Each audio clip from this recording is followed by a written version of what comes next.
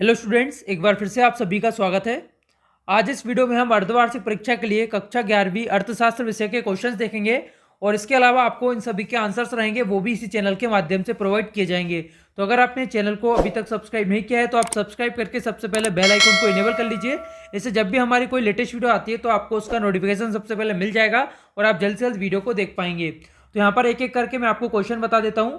पहला क्वेश्चन है जिसमें आपको सही विकल्प चुनकर बताना है। यहाँ पर आपसे पूछा गया है सांख्यिकी गणना का विज्ञान है, किसका कथन है। ऑप्शन से आपके A.L. बाउले, प्रो किंग, प्रो मार्शल या फिर प्रो होरेस सेक्राइट्स। इसके बाद यहाँ पर सेकंड क्वेश्चन है जिसमें पूछा गया है जब आंकड़ों का वर्गीकरण समय के आधार पर किया जाता है तो इसे क्या कहा जाता है। तो आपके ऑप्शन है भौगोलिक वर्गीकरण, समय अनुसार वर्गीकरण, गुणात्मक वर्गीकरण या फिर मात्रात्मक वर्गीकरण। इसके बाद यहाँ पर थर्ड है स्वतंत्रता प्राप्ति के समय भारतीय अर्थव्यवस्था की प्रमुख विशेषताएं क्या थीं। अल्प विकसित, अर्ध सामांती, इसके अलावा गतिविहीन होना या फिर उपरोक्त सभी। इसके बाद अगला है यहाँ पर ब्रिटिश काल में भारत की राष्ट्रीय आय गणना का पहला प्रयास किसने किया। फिंडलेस राज, विलियम डिम्बी, दादाभाई नोरेजू, इसके बाद BKRB राव। और इसके बाद अगला क्वेश्चन है मानव पूंजी निर्माण का स्रोत है शिक्षा पर वे, स्वास्थ्य पर वे, प्रशिक्षण पर वे या फिर उपरोक्त सभी। इसके बाद अगला क्वेश्चन है सामाजिक आधारभूत संरचना का घटक है। तो यहाँ पर आपके ऑप्शन है सामाजिक आधारभूत संरचना पर बल देना, मानव संसाधन के विकास पर बल देना, आ और वाह या फिर इनमें से कोई नहीं। इसके बाद अगला है पर्यावरण क्षरण का मुख्य कारण है स्थानांतरित कृषि, पर्यटन को बढ़ावा, भूमि के उपयोग का बदलाव स्वरूप, इसके अलावा है उपरोक्त सभी। इसके बाद अगला है प्राकृतिक पर्यावरण का अंग है मिट्टी, हवा, पानी या फिर उपरोक्त सभी।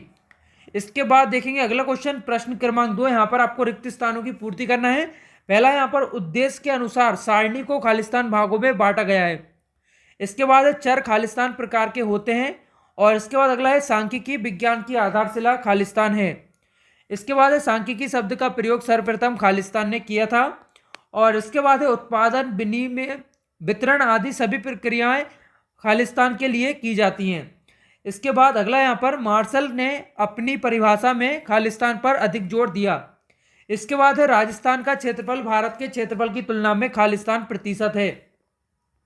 इसके बाद अगला क्वेश्चन है सही जोड़ी आपको यहाँ पर बनाना है। यहाँ पर आ है आय तथा बचत दोनों परस्पर। इसके बाद है प्रतिभूत विनिमय कर और इसके बाद है स्थिर विनिमय दर। इसके बाद है NDP का पूरा नाम और यहाँ पर है GDP का पूरा नाम। और इसके बाद है सामान्य लाभ। इसके बाद यहाँ पर जो बा है खंड, इसका आप यहाँ से स्क्रीनशॉट ले सकते हैं। इन सभी के आंसर मैं आपको नेक्स्ट वीडियो में प्रोवाइड करने वाला हूँ, तो आप चैनल को जरूर सब्सक्राइब कर लेंगे और साथ में बेल आइकन को भी इनेबल करके रखेंगे। इससे जैसे ही हमारी लेटेस्ट वीडियो आएगी तो तुरंत आपको उसका नोटिफिकेशन मिल जाएगा और आप जल्द से जल्द इन सभी के आंसर जो रहेंगे वो भी प्राप्त कर पाएंगे। प्रश्न क्रमांक 4 है एक शब्द या एक वाक्य में आपको उत्तर बताना है। पहला है सारणी को कितने प्रकार में बांटा गया है। दूसरा है सतत चरों के लिए किस विधि का प्रयोग किया जाता है। इसके बाद है अर्थशास्त्र की विषय सामग्री को कितने भागों में विभाजित किया जाता है। और इसके बाद है द्वितीयक समंकों के कितने स्रोत हैं। इसके बाद है माही बांध राजस्थान के कौन से जिले में स्थित है। इसके बाद है भूमि का मालिकाना हक जमींदार को किसने दिया। इसके बाद है द्वितीयक समंकों के 2 स्रोतों के नाम बताओ।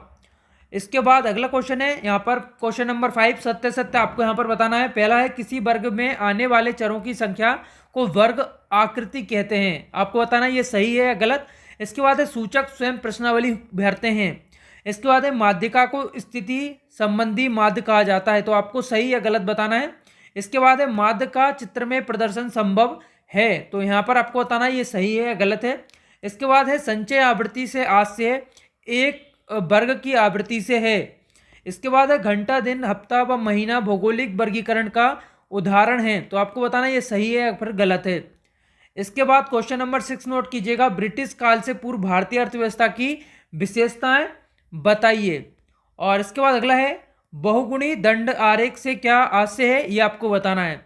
इसके बाद क्वेश्चन नंबर 8 है वर्गीकरण के लिए मुख्य लाभ कौन से हैं, वो आपको यहाँ पर बताना है। और इसके बाद क्वेश्चन नंबर 9 है व्यवहारिक सांख्यिकी के आपको 2 भागों को समझाना है।